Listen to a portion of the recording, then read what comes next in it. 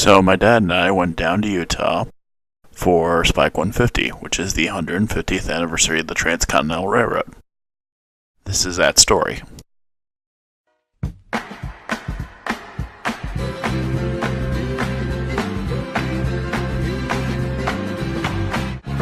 the green fields of the prairies to the blue Pacific shore, we deliver your great cargo and come rolling home for more. On the backbone of our nation, you can see us make the climb. We're the Union Pacific, and we're gonna be on time.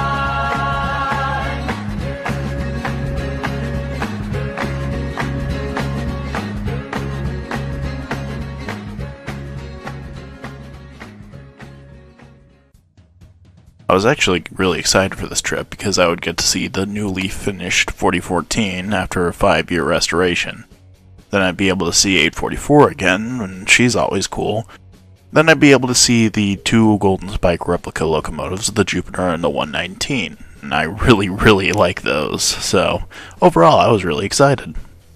So day 1 we were going to Ogden to see the 2 Union Pacific locomotives. We were in Salt Lake, so we decided to take the front runner down, and that actually was pretty cool to go on a train to the train station to see the other trains. How about that?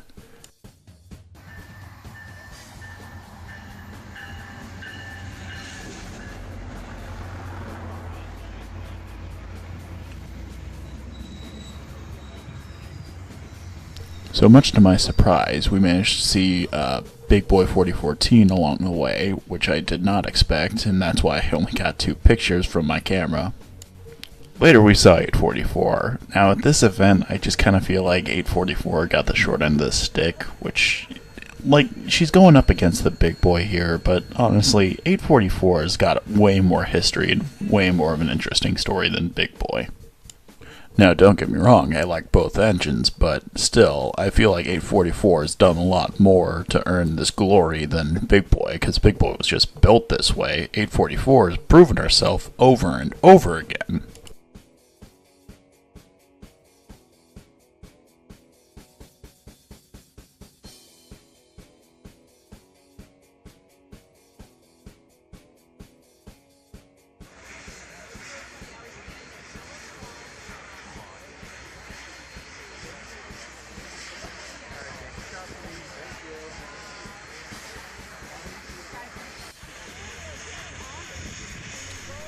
Regardless, 844 still managed to get a couple cheers here and there because of her whistle.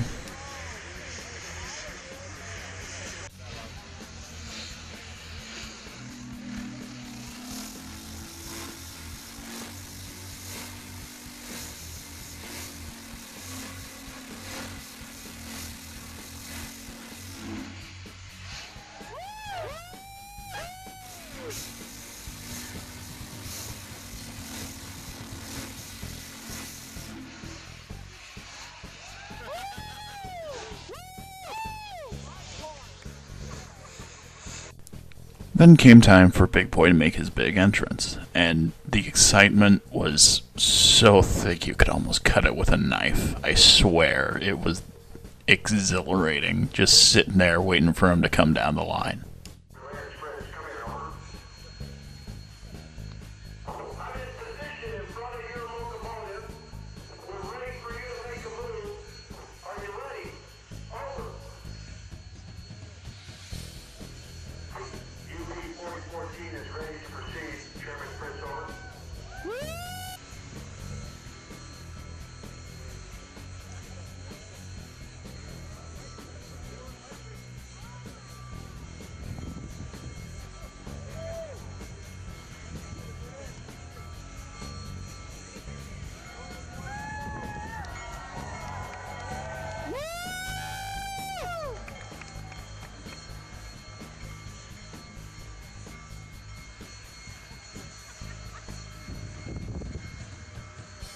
Come on, just a little bit further. Yeah, we were talking about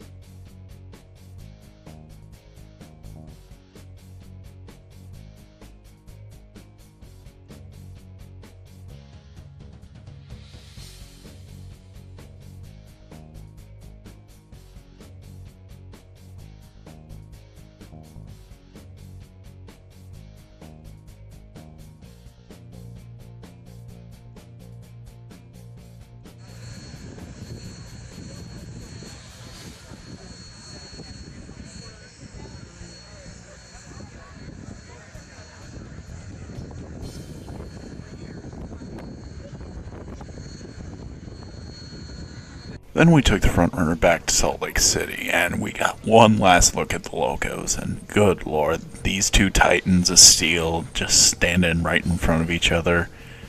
It's a sight to behold.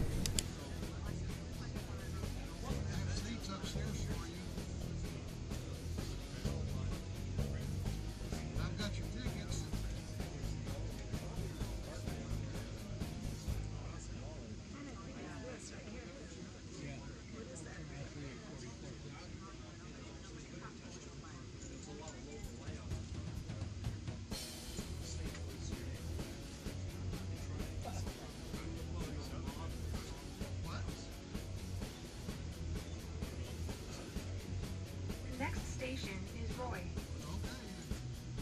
Please use caution moving between cars. Train motion may cause difficulty with doors. And here we go.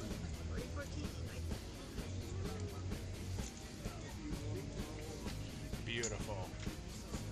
Now the next day we went up to the Golden Spike ceremony and went to see the two locomotives there, but this is where I pause on something.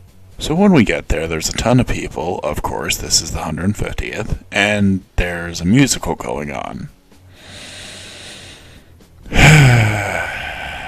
Okay, I'm not a fan of musicals, but I can accept that. What I can't accept is this stinking crane in front of everyone else. Now, this might just seem like a nitpick, but it would have been so much better if they had just done the event without the camera crane and just let people see the locomotives. Granted, there were people in the way, but that didn't stop us the day before with the big boy in 844. Not to mention, there were camera platforms behind everyone, so they could get decent shots. So it's not like they had to have the crane there, they just did. Okay, mini ran over, just next time kind of think about that, please, thank you.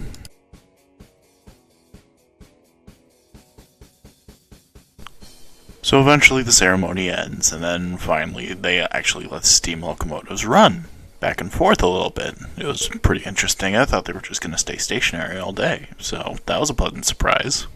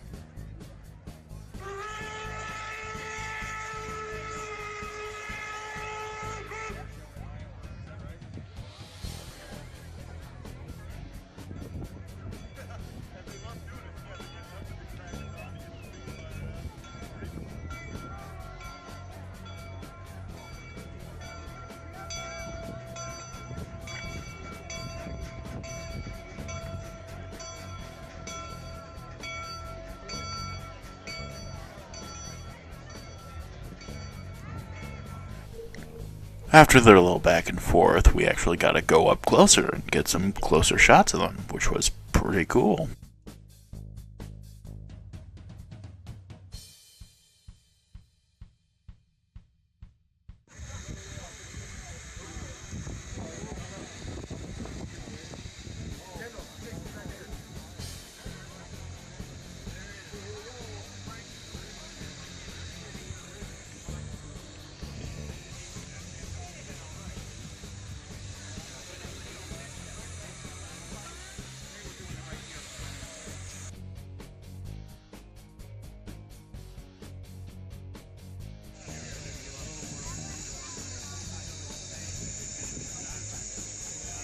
And after that, the day just sort of ended. Then we went back to Salt Lake, and then the next day we went home. Overall, I was really happy with the trip. I was really happy with Spike 150 for all they did. And I have to give a huge shout out to my dad, who even took me on this trip to begin with. Thanks, Dad. You rock. Alright. Have a good one. Bye.